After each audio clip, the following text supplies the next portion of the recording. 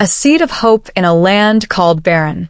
In the heart of West Africa, where the sun scorches the earth and the wind carries whispers of dust, a small nation dared to dream differently. Burkina Faso, a country once dismissed as a wasteland of red dirt and endless hunger, has become the stage for an extraordinary revolution, one not fought with guns or grand speeches, but with shovels, seeds, and the unbreakable spirit of its people.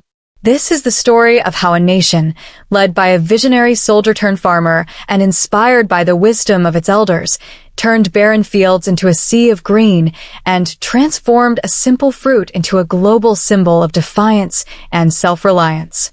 Picture this: a dusty village called C, near the bustling town of Bobo-Dioulasso. Under a blazing sun, an old woman named Aminata kneels in a cracked field, her hands caressing the soil like an old friend.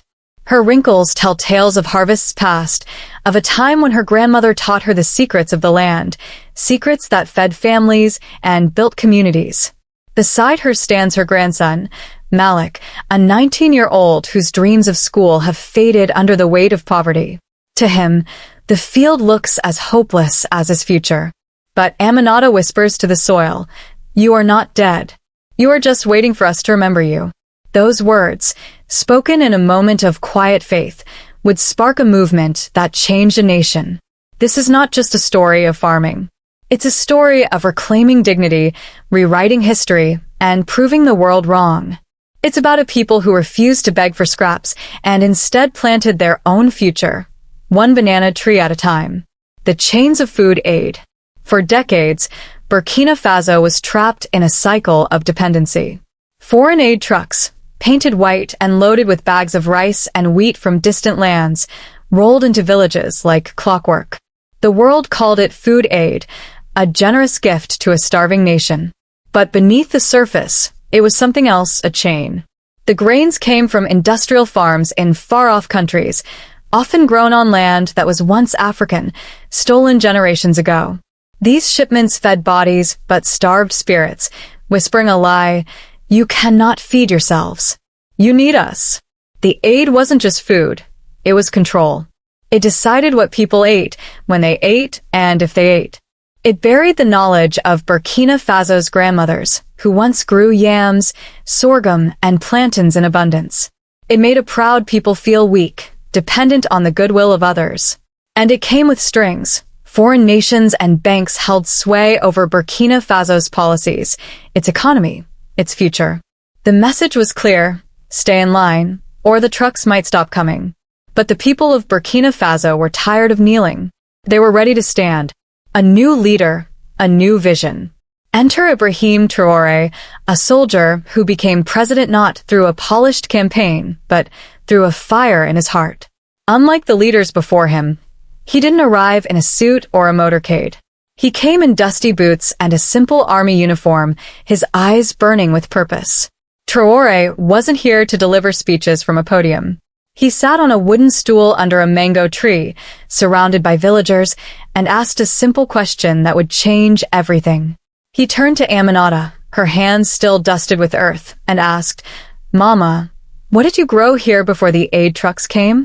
Her answer was a flood of memories: bananas, plantains, yams, sorghum, peanuts, and greens. Foods that fed not just bodies but souls, foods that were African, rooted in the land. That moment, under the shade of that tree, was the true beginning of the revolution. Traoré didn't just listen. He acted. He announced a bold plan. Burkina Faso would invest $150 million of its own money, not a loan, not foreign aid, into a massive farming project. No strings attached, no debts to repay. The plan was simple yet radical. Reclaim thousands of acres of useless land and plant plantains, a crop as resilient and African as the people themselves. Plantains were more than food. They were a symbol of strength, of a nation ready to rise. The planting begins. The project wasn't born in a shiny government office. It was born in the fields with the people. Tractors rolled in, not imported machines with foreign price tags, but ones built in Ouagadougou by local engineers trained at the newly revived National Agricultural Institute. Every seedling was planted by hand, a labor of love and defiance. Farmers, mothers, veterans, and city dwellers joined in. Fatu, a mother of 3, sold her only gold earrings to buy compost. Isaka, a one-legged former soldier, taught others to dig irrigation channels. Nora, a software engineer, left her city job to create an app that helped farmers monitor their soil. This wasn't just farming. It was a movement. Villages buzzed with purpose. Children played hide-and-seek among banana trees. Radio stations swapped pop hits for folk songs about the harvest. Drones captured fields turning from brown to green, and the footage aired on national TV, filling homes with pride. For the first time in generations, Burkina Faso was feeding itself, not with foreign rice, but with its own plantains. The world takes notice. The news spread beyond Burkina Faso's borders. On social media, hashtags like #FromFamineToFreedom trended as young people in Senegal, Mali, and Nigeria shared videos of green fields and smiling children holding plantains.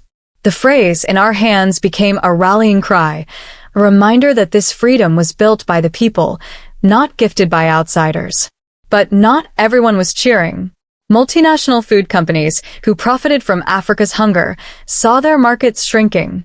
International lenders, who thrived on debt, felt their influence slipping. They pushed back with polite letters warning of economic instability and canceled trade visits. Foreign media, once silent, now mocked the banana fantasy, calling it naive. But Burkina Faso didn't flinch. Traoré's response was clear. "We are not growing bananas for your markets. We are growing them for our people." The drought, a test of spirit. Then came the drought. The sky turned cruel, withholding rain as the young banana trees wilted.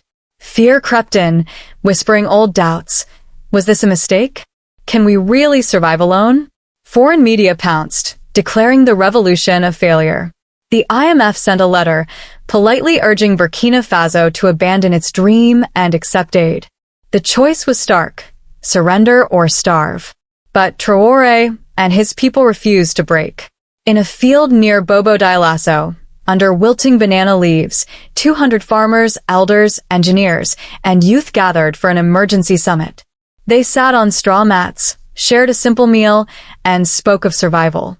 A young woman named Aissata, a leader of the youth farmers, stood and declared, "This drought is a test. The soil is asking if we are worthy of it." Traoré, barefoot on a bamboo platform, added, "If the rain won't come, we'll bring water from the earth. We will not trade our pride for a bowl of rice." The rallying cry became, "Dig before you beg." Across the country, people grabbed shovels. Taxi drivers donated earnings, teachers pooled money, and diaspora sent funds. They dug channels, built dams, and captured every drop of water. When a drizzle finally fell, it wasn't enough to end the drought, but it was enough to save half the crop. More importantly, it proved their resolve was stronger than the sun, a symbol of defiance. The banana became more than a fruit. It was a torch of freedom. In Ouagadougou, thousands marched with bananas held high, a vibrant parade of yellow, gold, and green. Children drew bananas on blackboards, couples married among banana groves, and a new sovereignty flag emerged, a golden banana on a green background. Even prisons started farming programs, giving inmates purpose. Traoré led by example, planting a banana tree at the National University, his hands dirty with soil. The photo went viral, inspiring millions. In Ghana, artists carved bananas into wooden maps of Africa.